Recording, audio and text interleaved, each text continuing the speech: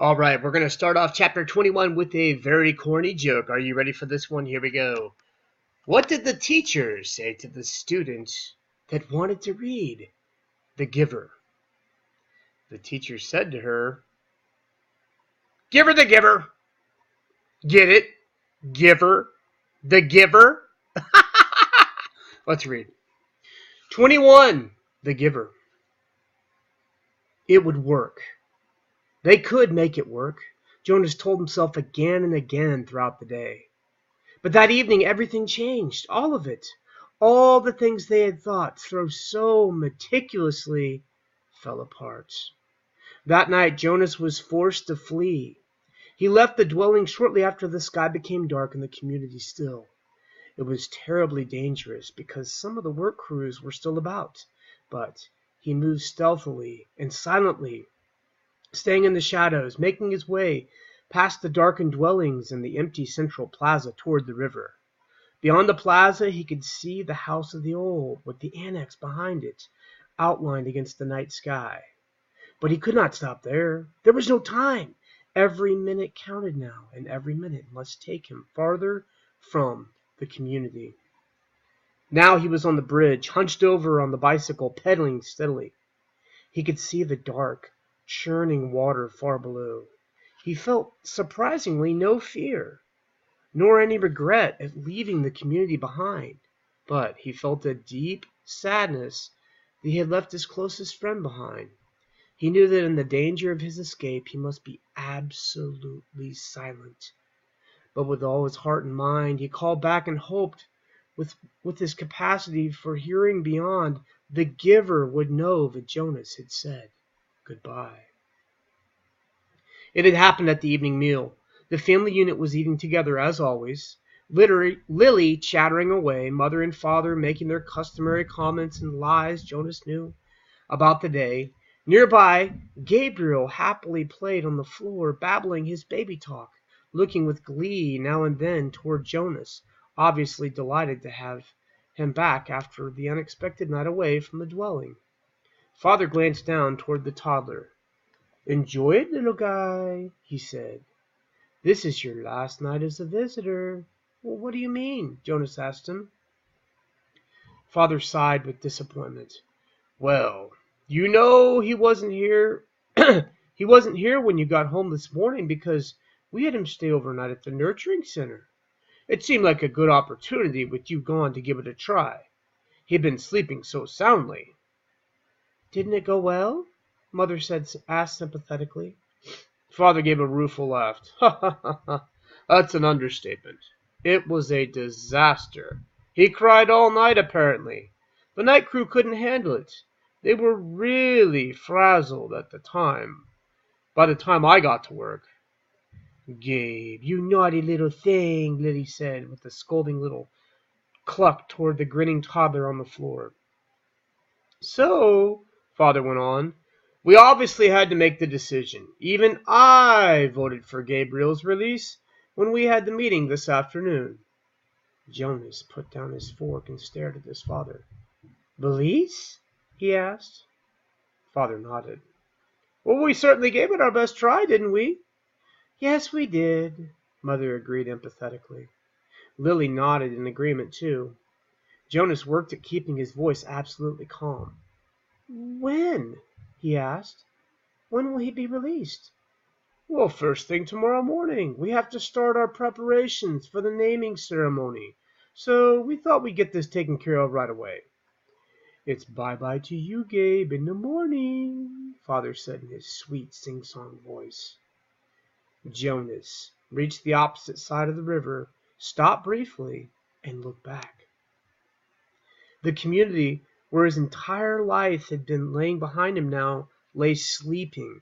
At dawn, the orderly, disciplined life he had always known would continue again without him. The life where nothing was ever unexpected, or inconvenient, or unusual. The life without color, pain, or past. He pushed firmly against the pedal of his foot and continued riding along the road. It was not safe to spend time looking back. He thought of all the rules he had broken so far. enough that if he were caught now, he would be condemned. First, he had left the dwelling at night, a major transgression. Second, he had robbed the community of food, a very serious crime, even though what he had taken was leftovers set out on the dwelling doorsteps for collection. Third, he had stolen his father's bicycle. He hesitated for a moment, standing beside the bike board in the darkness, not wanting anything of his father's and uncertain as well whether he could comfortably ride the larger bike he was so accustomed to his own. It was necessary because it had the child attached to the back, and he had taken Gabriel too. He could feel the little head nudge back, bouncing gently against him as he rode. Gabriel was sleeping soundly, strapped into his seat. Before he had left the dwelling, he had laid his hands firmly onto Gabe's back and transmitted him the most soothing memory he could. A slow, swinging hammock, under palm trees, on an island someplace, at evening, with the rhythmic sound of languid water lapping hypnotically against the beach nearby. As the memory escaped from him into the new child,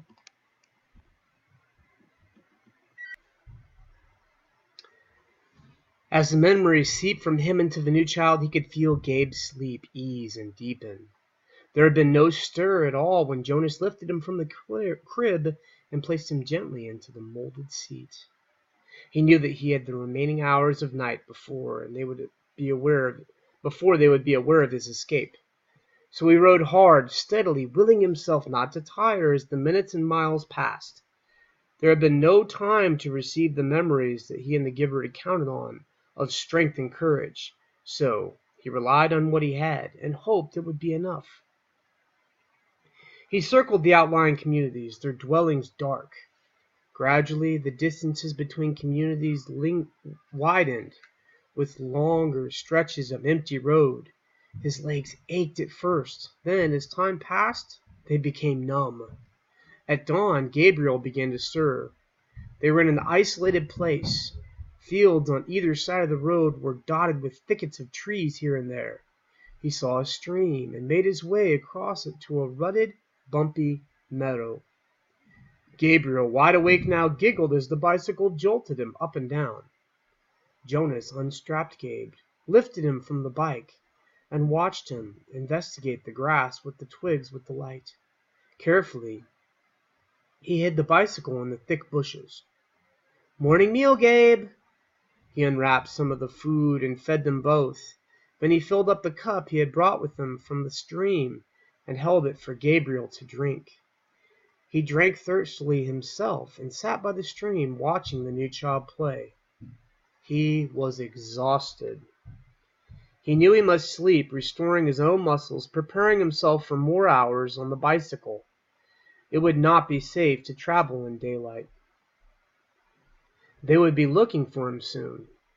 He found a place deeply hidden in the trees, took the new child there to lay down, and holding Gabriel in his arms, Gabe struggled cheerfully as if it were a wrestling game, and they had played back in the dwelling with tickles and laughter. "Sorry, Gabe," Jonas told him. "I know it's morning, and I know you just woke up, but we have to sleep now." He cuddled the small boy close to him and rubbed his little back. He murmured to Gabriel soothingly. Then he pressed his hands firmly and transmitted the memory of deep, contented exhaustion. Gabriel's head nodded after a moment and fell against Jonas's chest. Together, the fugitives slept through the first dangerous day. The most terrifying thing was the plains. By now, days had passed. Jonas no longer knew how many. The journey had become almost automatic. Sleep by the days, hidden in underbush and the trees, finding the water, the careful division, scraps of food, augmented by what he could find in the fields, and the endless miles of the bicycle by night. His leg muscles were taut now. They ached when he settled himself to sleep, but they were stronger, and he stopped now